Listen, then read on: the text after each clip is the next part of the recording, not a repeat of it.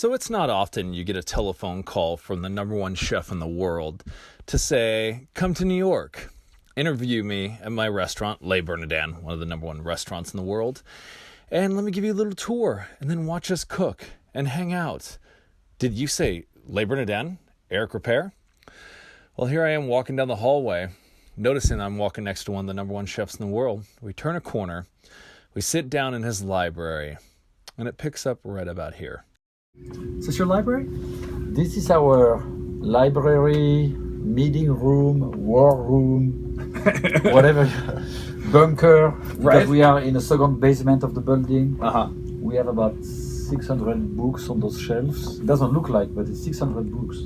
Wow. And we do all the meetings with the sous chefs for creativity and so on here.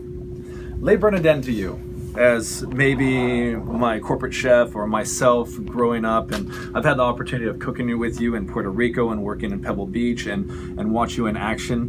Do you ever pinch yourself when people like myself, that you're younger than me, which is amazing I can say this, but that look up to you and see how your career has gone? That's a compliment, my friend. I'm saying you look great. Have you ever just wrapped your brain around what you've done in this culinary world, and do you think you just scratched the surface? I definitely scratched the surface, and it's hard for me to see what I have done because I have my head in it. Right. Every day, my life is actually very simple. Every day I wake up, I have my morning free, and then I come to work. Five days a week. Prepares morning? What is are you a coffee guy? Or do you eat a croissant? Or are you running in Central Park? I wake up early. I have 2 cookies, not 3, 2. And decaf, a cup of decaf coffee. Does that balance out the cookies? I love the flavor of the decaf, and I don't like the caffeine because then I go to meditation. I have a room for that in my apartment, and I'm lucky to have that. And then after that, obviously I get ready. I interact with the family a little bit, and then I come to work, and I do lunch and dinner 5 days a week. The weekends are for the family. I like that. You talk about meditation, and that's a good reason why I'm here tonight. I flew to New York City to meet with you. Tonight is the 8th annual Tibet Fund Gala. Talk to me about this gala, the importance to you of you doing this and being a part of it. I'm very excited to host the 8th annual Tibet Fund Gala, that's for sure. And we have been in every gala. Laurent Manrique as well has been in every gala. He has come from San Francisco to join us. But Tibet Fund is a great organization. They take care of Tibetan people who are refugees. They take care of them in China as well, providing some support with doctors and hospitals and making sure that they take care of their needs there. They take care of them when they are refugees in India and refugees in the US. They provide legal assistance to them. They provide they provide a lot of help to preserve their culture, which is a big deal because the Chinese have destroyed a lot of the Tibetan culture by invading it in 1959. So that they have a lot of different missions that to me makes the foundation very attractive to support because of this compassionate approach and holistic approach to support the community in exile. The holistic and the approach that you're saying now that you are a part of to help with this foundation, how has that changed you as a chef, as a person, who you are today? I know you've probably been asked in this past. You look at Eric Ripert 30 years ago to Eric Ripert today. You make the same face as me saying that just 10 years ago for myself. How do you feel about Eric Ripert today and where you're going, especially with your lifestyle and your meditation? It's a work in progress. I am not perfect, but every morning I wake up and I make sure that I focus on becoming a better person today than I was yesterday. And my goal is to be as good as I can on a daily basis And every day when I come back home, I look at myself in the mirror and I'm like, did you do a good job? Did you have some challenges? Did you? And the morning after, I wake up again and I'm like, today I'm going to be the best I can. And that's really what it comes down to.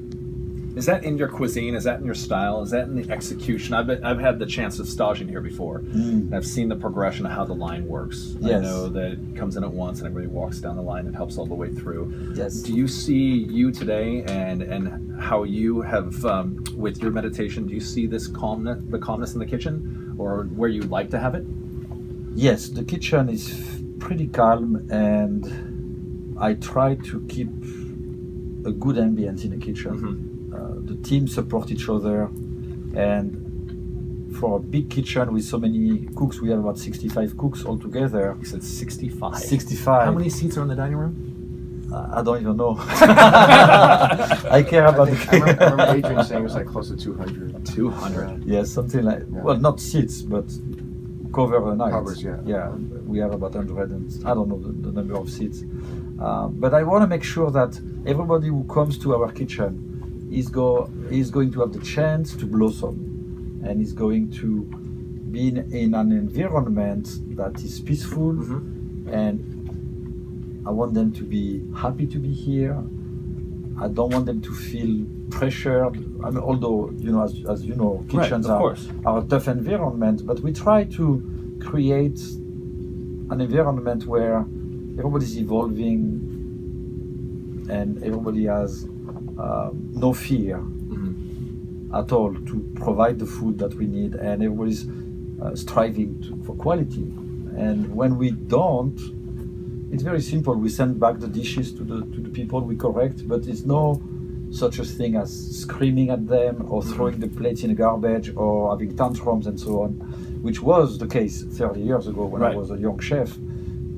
I made that transformation long ago, and I'm very happy about that because it's more relaxing for me. Nobody's happy to be angry, really, when you think about it. Right.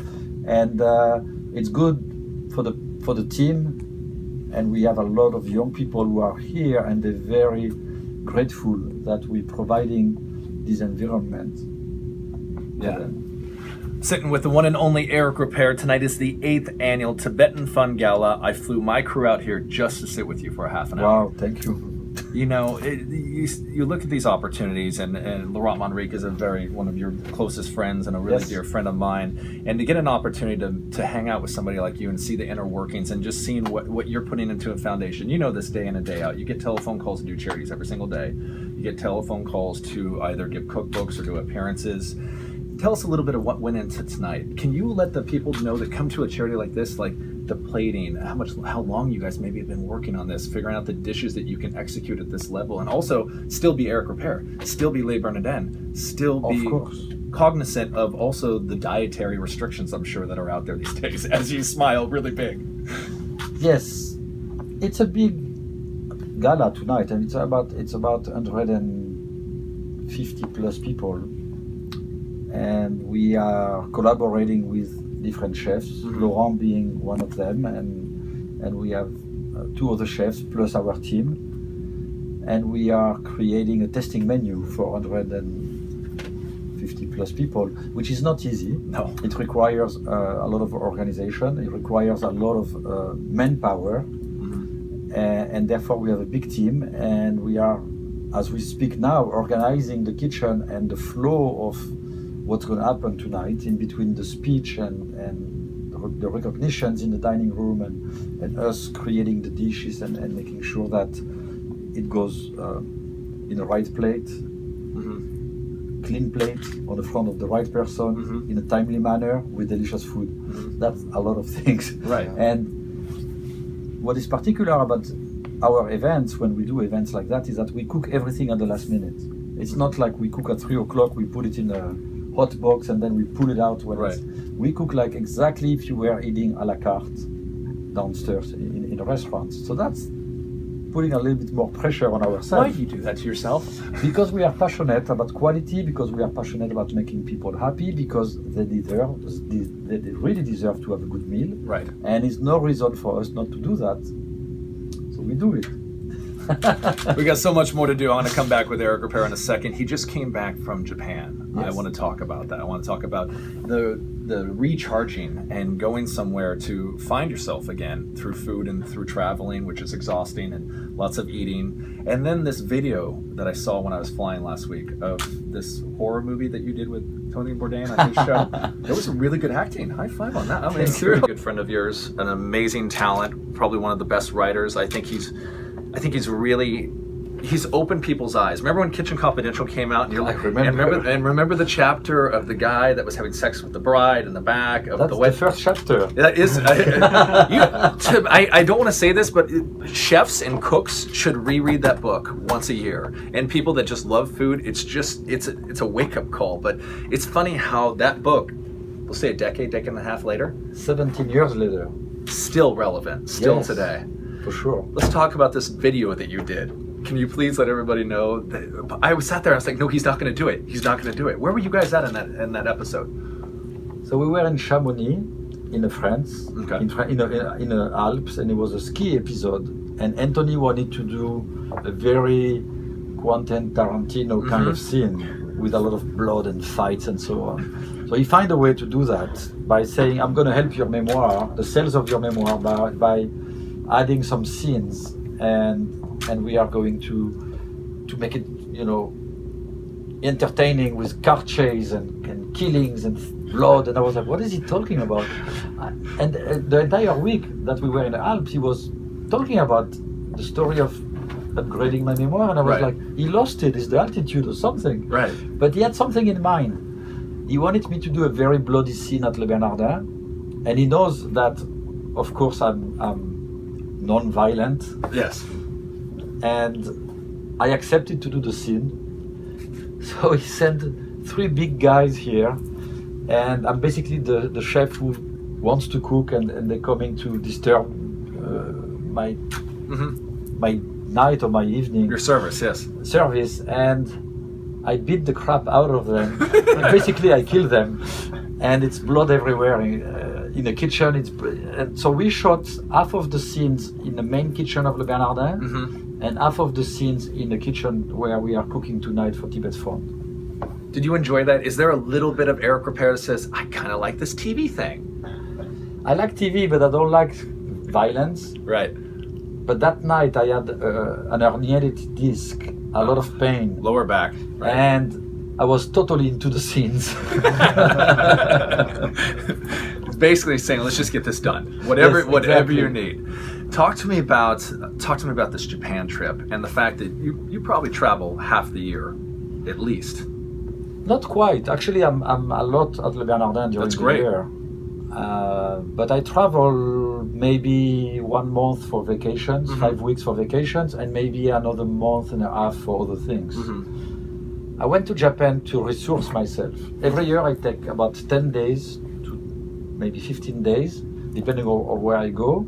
And I don't bring the family, and I'm not reachable. And I immerse myself into a culture, and then I come back. So this year was Japan. I went to Kanazawa and the Fukui province or region, which is basically north of Kyoto, on the west coast of Japan. It's absolutely gorgeous and inspiring, and the food is, in all Japan, the food is delicious, but it's very beautiful and special. And I went for that, and I'm back.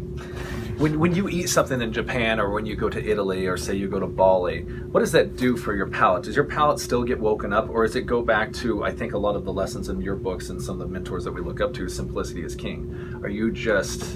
Is there sometimes a new fish, the man of seafood? I mean, you made your career off of seafood. Are you still blown away by some of the dishes that you come across? For sure, especially in Japan, they have different species that we don't find in the US or anywhere else. And the way they prepare it, it's actually sometimes very simple. And sometimes it's very crafty, but they always pay homage to the product. And it's what I like, and I think it's what we try to do at Le Bernardin on a daily basis, to pay homage to the product. So it's highly inspiring for me, and I'm always very curious. I think the day you're not curious, you basically blind and deaf, and it's too late for you. But when I go there, they blow my mind with their creativity, their style of cooking, which is very different than Western style of cooking. I don't copy them when I come back to the Bernardin, but we bring some influence from those experiences, some flavors, techniques sometimes. A mentor and a buddy of yours and mine, Daniel Blue, he redid the book, Letters to a Young Chef. Yes. And I remember that book was the reason why I moved to New York City back in the early 2000s. Without you doing your versions of Letters to a Young Chef, can you kind of give a couple little things of 2 Letters to a Young Chef on the air right now? Just some quotes, some advice. And I know this digs deep, but we're talking a decade ago, cooks are different than cooks are today. Can you give What's that? Are they different? I don't know. Are they? No, I don't think so. I think they are as motivated as the ones I saw 10 years ago, as committed, as hardworking and humble, at least the ones I see at Le Bernardin. I haven't seen any change. To me, it's exactly the same. But if I have an advice to give to a young cook, I will say, well, look, be curious, be diligent, work hard, be humble, be humble again, and be humble. But you know, it's many things that we can say to a young cook. You have to make sure that it's your passion. Cooking in a professional kitchen is not cooking for your friends at home. And if you don't have a true passion for it, do not stay in this industry. You're going to be miserable. Stay in this industry if it's only rewarding to yourself, to make people happy with your cooking. And I say that to my cooks all the time. So typically on our show, I've been doing the show for 5.5 years, about 250,000 listeners all the time, and I always finish That's it with... pretty good, huh? It's not that bad, you know. I'll take that. I'll wear that coat any day. I usually do the fast 5, so it's the first thing that pops in your mind. So when I say it, just go with it, okay? Okay. You know, I'm a bit slow. That's why I ended up in the kitchen. Let's make this easy, okay? Favorite sweet. And you can't say cookie in the morning. You can't say cookie. Chocolate. Favorite movie. Apocalypse Now. Favorite color. Blue. Favorite fish. Halibut. No, it's not. Yes, it is. And this is not a fast 5, and this is what people always want to know. On Eric Ripert's day off, what's something we would never know that you do? I've had people say that you would be surprised they play video games. Oh, I like to drive up north with the hood down on my car that I don't own. What is one thing that we don't know about you that you do on your day off that your fans would be surprised? That you're not going to tell me. No, I'm going to tell you. I don't do anything. And the idea on the day off is not to be busy. It's to do nothing, and that's pure luxury. I don't want to be busy by doing anything, any project. It's total relaxation, smoking a cigar in my hammock, going to the beach if it's the summer, in the winter, walking, but basically doing nothing. 10 years ago, I had the honor of cooking with you in Puerto Rico with Gary Danko, and It was an honor then, and still an honor now, to sit with you in your office with 600 books and memoirs and people that we all love and have admired, and many, many more. What's the next chapter? What's the next chapter to your memoir? Do you have one? Do you know it? You know where you're going or where you want to go? I'm done with the memoir. It will not be another yolk added to 32 yolks, which is the name of my memoir. Right. No, I'm done. I think I'm still having the pinch me moments as you watch the photography roll through as I'm talking right now of behind the scenes. And, you know, that night, there's opportunities in your life to where you get these telephone calls, and I just didn't miss it. I jumped on it. I brought my staff, and I'll never forget this. I'll never forget this because it's on video, but I'll never forget the man that day that I got to know more, admire more, and really made me better by watching him and his crew, and made me want to cook better. But overall, the life's lessons were, you know, turn off, enjoy. And when you're off, you're off. That means no TV. That means nothing else. That means just enjoy this universe that we're in today and be your best. all out of a food conversation for a Tibetan foundation in New York City. I hope you enjoyed this one as much as I did. Lots more to come.